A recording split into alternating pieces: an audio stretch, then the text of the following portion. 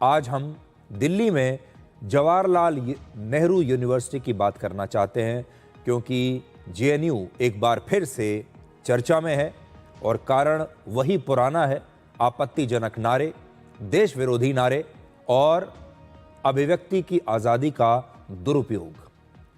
5 जनवरी की रात जेएनयू के कुछ छात्रों ने प्रधानमंत्री नरेंद्र मोदी और गृह मंत्री अमित शाह के खिलाफ कुछ विवादित नारे लगाए। करीब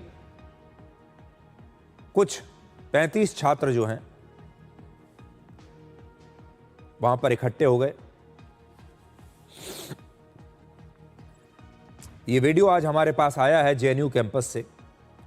इस वीडियो में जो नारे लगाए गए हैं, ये नारे तो हम आपको नहीं सुना सकते क्योंकि ये नारे बहुत ही आपत्तिजनक भाषा में लगाए गए हैं, लेकिन तस्वीरें हम आपको जरूर दिखा रहे हैं।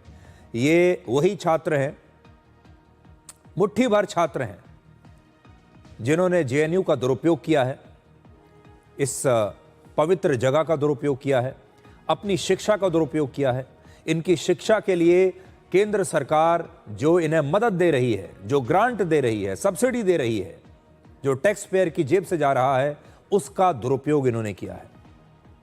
और ये सारे लोग आपत्तिजनक भाषा में इस देश को चुनौती दे रहे हैं, सुप्रीम कोर्ट का अपमान कर रहे हैं और हर वो चीज कर रहे हैं जहां आप ये कह सकते हैं कि अभिव्यक्ति की आजादी का दुरुपयोग है, ये लोकतंत्र का दुरुपयोग है।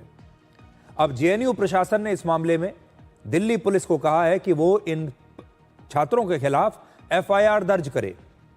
दिल्ली पुलिस को भेजे गए इस पत्र में पूरी घटना का विस्तार से जिक्र किया गया है और इस पत्र के मुताबिक 5 जनवरी की रात करीब 10 बजे जेएनयू के साबरमती हॉस्टल के सामने एक कार्यक्रम आयोजित किया गया था। यह कार्यक्रम 5 जनवरी 2020 को जेएनयू में हुई हिंसा की 6ठी वर्षगांठ के मौके पर आयोजित किया गया था। शुरुआत में कुछ समय तक कार्यक्रम सामान्य रहा, लेकिन थोड़ी देर के बाद वहां पर आपत्तिजनक नारे लगने लगे। गौर करने वाली बात यह है कि उसी दिन सुप्रीम कोर्ट ने उमर खालिद और शर्जील इमाम की जमानत याचिकाएं भी खारिज की थी। तो जिस दिन सुप्रीम कोर्ट ने इन लोगों की, जो आपकी स्क्रीन पर है, उमर खालिद और शर्जील इमाम, जिस दिन इनकी जमानत नामंजूर की है, उसी दिन शाम को जेएनयू में यह नारेबाजी हुई है।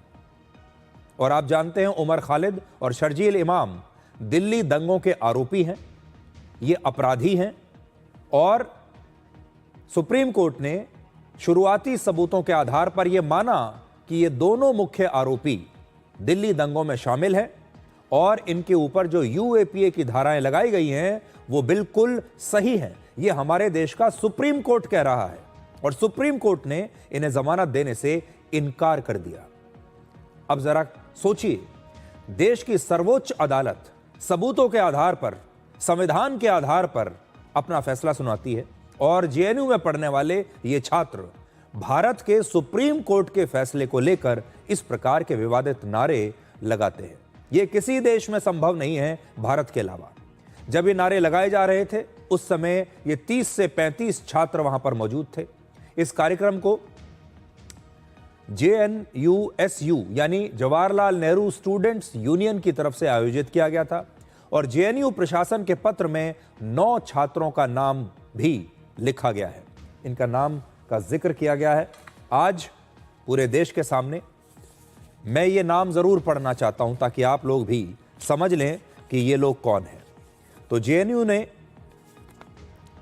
जो चिट्ठी लिखी है वसंत कुंज के एसएचओ के नाम पुलिस स्टेशन के में, जिसमें उन्होंने कहा है कि इन छात्रों के खिलाफ एफआईआर दर्ज होनी चाहिए, उसमें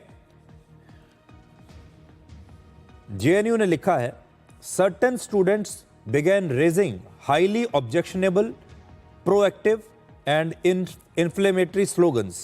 It is a direct contempt of the Honorable Supreme Court of India. यानी ये भारत के सुप्रीम कोर्ट की अवमानना है।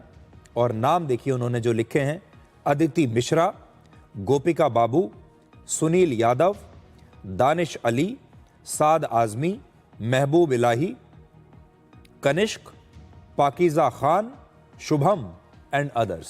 ये नाम है जो मैंने आपको पढ़कर सुनाए।